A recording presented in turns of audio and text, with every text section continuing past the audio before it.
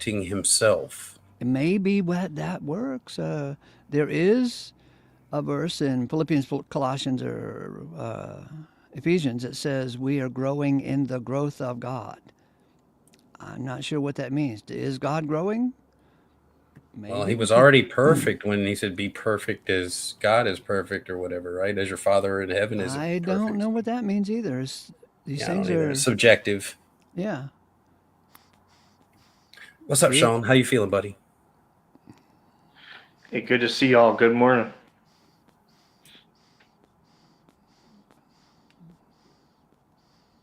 Yeah.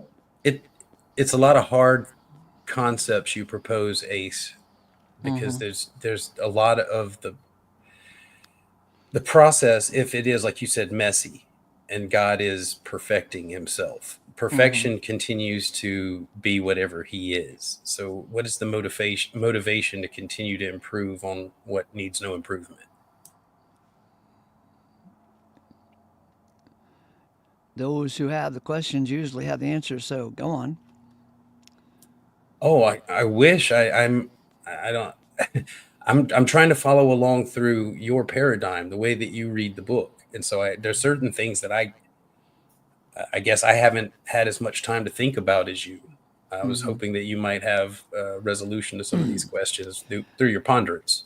Yeah, well, I personally got a lot of help from Brother Knox's book called The Problem of Evil, and I would recommend you read it. I read it 45 years ago and it changed my life. I read it recently, like last year, and I go, wow, this thing is even better than I remember.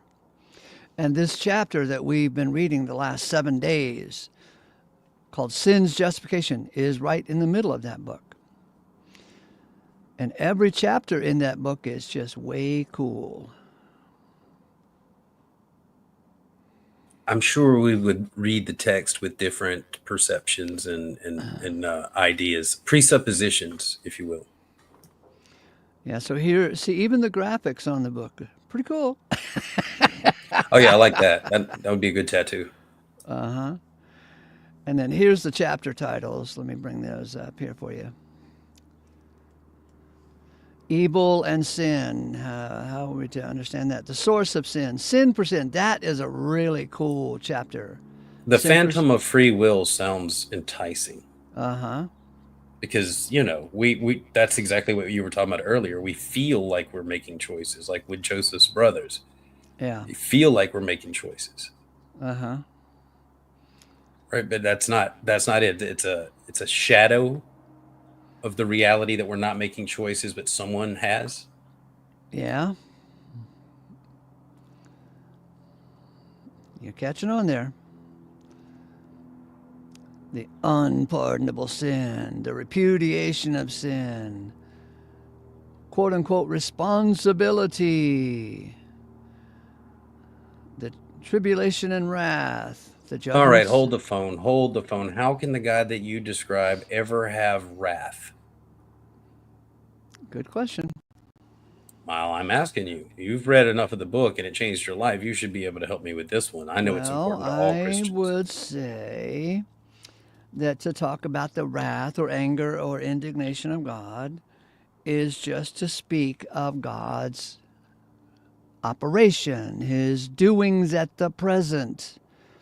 Because technically speaking, God can't be mad. 1 Corinthians 13 says love doesn't get angry. God is love, love doesn't get angry.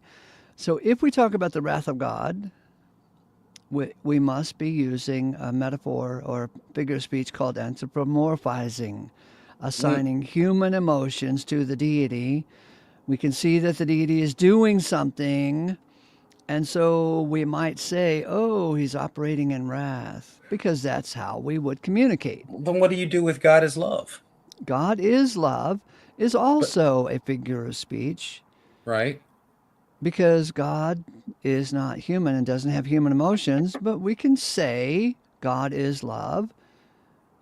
And we can say in another conversation about a specific moment in time that God is angry.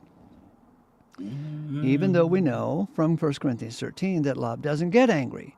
So it's just one it's a verse cancels out another. it's not that it cancels out another, it's that it's covering a complex conversation that moves from it's a movable feast, shall we say. What God did on Wednesday is different than what God is doing on Thursday. So he's changing. Our experience is changing, and maybe we can say that God is changing, but that would Well, even be a figure of speech as well, because God is God, and how the hell do we understand and talk about the God who is all? that's what the show. That's what your show is. But you told me, okay, wait. If God is growing with us and we're growing with God, then He is by that definition changing. So Okay. some of these things we have to let go of or admit that there's a contradiction, Yeah, maybe or so. that God can change. And you said in a moment of time that He can be wrathful, but He's also love or loving. I mean, I Hmm. can understand it, but it brings God to, you said anthropomorphizing. I mean, that's what we're doing with all of these things about God.